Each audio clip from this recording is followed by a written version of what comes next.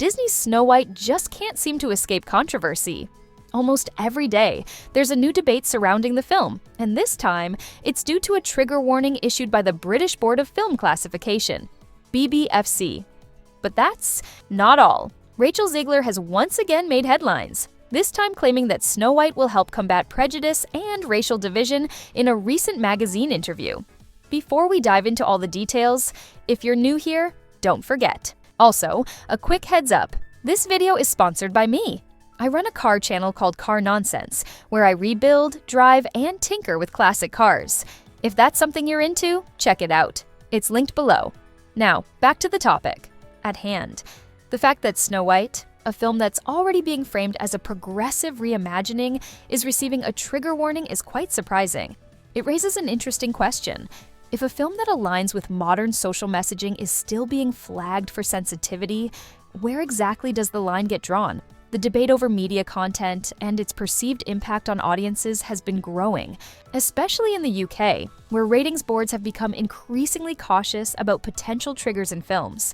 But at what point does this caution become excessive? And does it actually help audiences, or does it just create unnecessary controversy? It seems like Snow White just can't escape controversy, and this time, it's over a trigger warning issued by the British Board of Film Classification, BBFC. While trigger warnings have become more common in recent years, often intended to help viewers avoid distressing content, they've also faced criticism, even from actors within the industry. Some argue that audiences should be able to handle unsettling moments in films without needing warnings, while others believe these cautions serve a necessary purpose. However, in the case of Disney's latest Snow White adaptation, The Trigger, warnings seem to go beyond simple viewer discretion and into outright spoilers, revealing key plot points and, in some cases, appearing unnecessarily excessive. For example, viewers are warned about ominous trees, a character threatening to shove something up another's backside, likely meant to be comedic, and a woman being deliberately poisoned, which, of course, is a central plot point in Snow White. What's ironic here is that Disney has played a major role in fostering this culture of excessive caution. By prioritizing hypersensitivity in recent years, the studio has, in many ways, created the very environment where films now come with detailed disclaimers. But at what cost? When key story elements are revealed before the film even begins, does that not take away from the suspense and emotional impact that filmmakers originally intended? This raises an important question. Have trigger warnings in movies gone too far? Are they helping audiences, or are they diluting the viewing experience? This is just unreal. Clown World shared this on Twitter, and honestly, it's peak insanity. These people are now slapping trigger warnings on Snow White. Yes, Snow White, because of poison apples and scary trees. Seriously? A girl walking through a spooky forest is now a mental health hazard?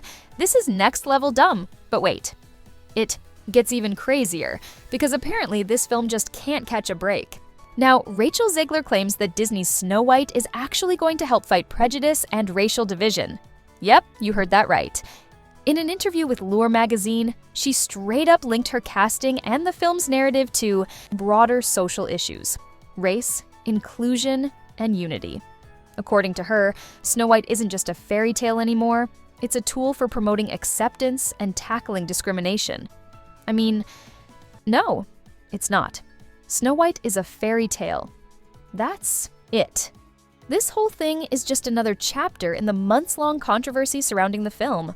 In the same interview, Zegler also revisited her struggles auditioning for West Side Story, revealing that white studio executives, which she made sure to emphasize multiple times, questioned her background because her last name didn't immediately indicate her ethnicity. She recalled how, during casting for West Side Story, they kept asking whether she was legit for the role of Maria, who is specifically Puerto Rican, despite Zegler being of Colombian descent. And yet, Hollywood apparently saw her background as interchangeable, which is ironic considering how much they preach about accurate representation. But back to Snow White, Zegler's take on the film makes one thing crystal clear. For her, this isn't just about retelling a classic story. The reality is, I was given a chance because I could sing, all right? My only prayer for the future of diversity and inclusion is that we invest in and nurture talent, no matter what they look like. Fair enough. That's a solid point. Talent should be the priority. But let's be real. That's not what's happening. What we're seeing instead is DEI, diversity, equity, and inclusion initiatives taking precedence over actual merit. Zegler went on to say that movies like Snow White are important for the next generation, so they understand there's nothing wrong with choosing to do what's right. But what exactly makes this version of Snow White the right choice? Because if we're talking about accuracy, casting a white actress in the role is literally the correct choice. Historically, narratively, and culturally. That's just a fact. It doesn't have to be with anger or clenched fists. Anger can be powerful, but it doesn't bring the brightest future. Snow White chooses kindness and still makes change. Power takes many forms. I hope we'll see a new dawn of kindness and acceptance in the next couple of years, where people don't feel the need to use hate to push their point. A nice sentiment, sure, but the irony is that the controversy surrounding this film has been fueled by division, not unity. Maybe true progress isn't about rewriting classic stories to fit modern narratives, but respecting them for what they are. The irony of Hollywood personalities preaching about kindness, acceptance, and unity while simultaneously spewing negativity towards those they disagree with.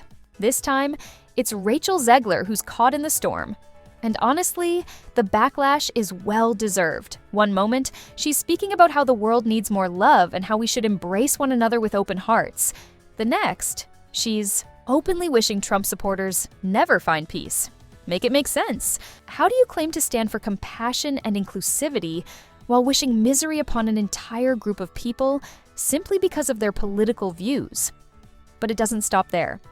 Rachel has a track record of controversial statements, and the internet hasn't forgotten. She previously mocked Jeremy Renner, a man who nearly lost his life in a severe accident, showing zero empathy for his struggles. Yet now, she wants to be seen as some beacon of hope and love. Where was that kindness and acceptance when she was taking shots at him? This level of hypocrisy is exactly why people are losing faith in Hollywood figures. They demand inclusivity, but practice exclusion. They preach tolerance but exhibit intolerance. It's not about spreading positivity, it's about controlling the narrative, and people are tired of it. Social media has erupted over this, with users calling out Rachel for her blatant double standards. How can she position herself as a progressive, loving voice while actively hoping that people she disagrees with suffer?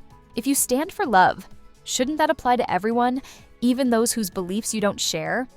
The situation highlights a much larger issue in Hollywood: moral superiority without self-awareness.